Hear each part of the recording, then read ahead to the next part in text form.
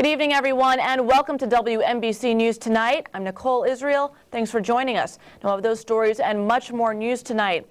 But first, it's a small-known problem that every parent needs to know about. Brain injuries are one of the leading causes of death in children and young adults in the U.S. They can happen in the most unsuspecting of circumstances. And tonight, Lisa Wojcicki reports on new legislation that could help save lives. Happy birthday, dear Sarah Jane. Happy birthday to you. Sarah Jane Donahue just turned 6, and today she is celebrating a special birthday gift. Not just cake, but the announcement of the National Pediatric Acquired Brain Injury Plan. It would develop a national model of care for families struggling with brain injuries. When Sarah was just 5 days old, she was shaken violently. When you have a child with a brain injury, they're all outliers. Every single child with a brain injury, because you're dealing with the developing brain, they're all over the map. One day, the kid's at school, and they come back, and now they have a brain injury. Your life has just changed for the rest of your life and your child's life. What I have learned in discussing this issue with families and experts here in New Jersey and across the country is that systems of care vary from state to state, from school district to school district, and from medical facility to medical facility. New Jersey Congressman Leonard Lance will formally introduce the bill on the House floor next week and has bipartisan support. Donahue and brain injury survivor Craig Sears have rallied for such legislation for years. After a motorcycle incident about 20 years ago, Sears was in a coma, experienced memory loss, and was put in a mental institution and socially shunned. For myself, I wish on that July afternoon, 20+ years ago, that there was a national pediatric plan in place for me.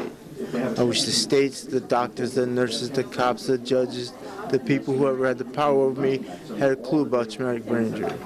I wish that when I needed it, there were people to turn to, answers to the questions I didn't even know I had, and the resources in place for me. I can't help but wonder how different my life would be today. According to the Center for Disease Control, about 80,000 youth under the age of 25 are hospitalized every year for a brain-related injury.